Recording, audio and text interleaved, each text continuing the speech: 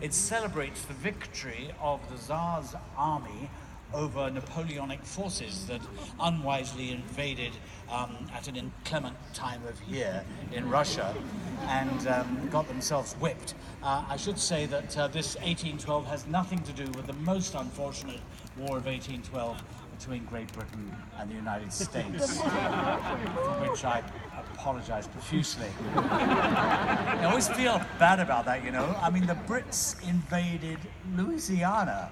I mean, what were we thinking? It was just, I can't imagine why that was. And of course, we also had the embarrassment of burning down the White House. And I feel bad about that. And of course, one tries to look for the lessons of history, but it's hard to find a lesson of history there because, of course, we burnt down the White House from the outside.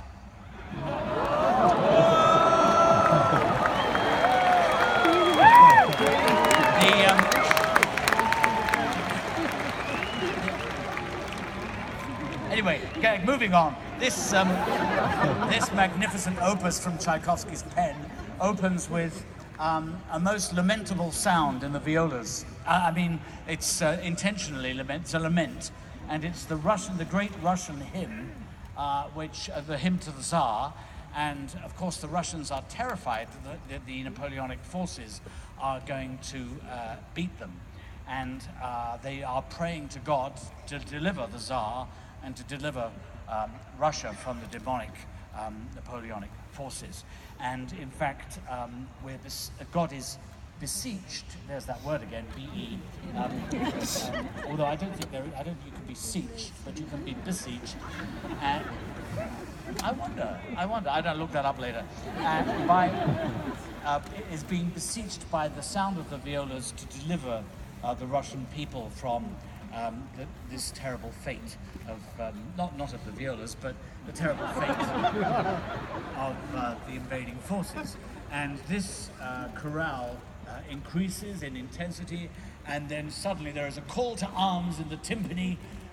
The strings play this almost passionate moment of terror before our piece is underway. And you can feel the disquieting nature of the music and how terrifying it must have been for the Russian armies, although Tchaikovsky was writing about 70 years later, so danger was over by then. But as he wrote this music, you can feel him having an empathy towards the soldiers. There's a tremendous climax near the beginning, and then there's a call to arms. The horns call us to arms, and the first of the skirmish takes place. Now, my understanding of these kind of battles is necessarily abbreviated for the purposes of talking of the Hollywood Bowl, but let's just imagine that there are 3 skirmishes. I think it may have been a bit more complicated, but let's just say there were 3 skirmishes.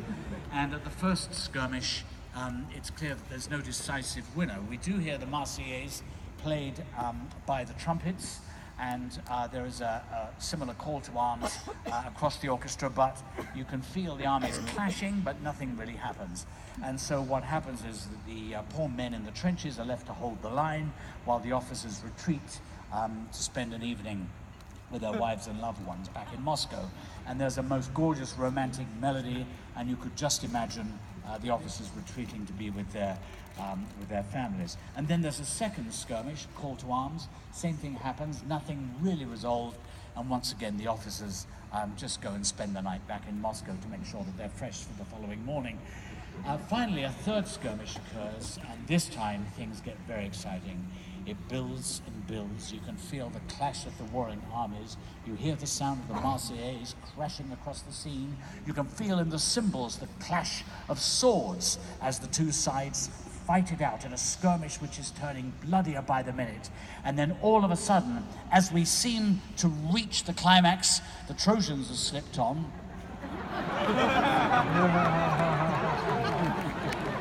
Imperceptibly, so as not to spoil anyone's enjoyment. And we suddenly, at the end, we hear the Russian hymn, which was given to us at the beginning by the violas, delivered by the glorious band of the USC. Yeah.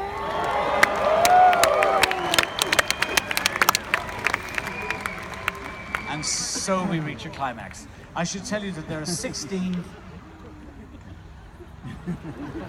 That was unintentional, I'm sorry. I should tell you that there are 16 cannon shots in this piece, one followed by the other 15. And you'll also get some sound effects for that, as well as visual effects in the fireworks. We here on stage do not get to see the fireworks, and it all takes place above our head while we're relating this story to you, but we do get this marvelous view of all of you gawping up at the sky with your mouths wide open, and it's a great sight. I just feel better for telling you about it, really. Ladies and gentlemen, I do hope you enjoyed the 1812 Overture, Tchaikovsky.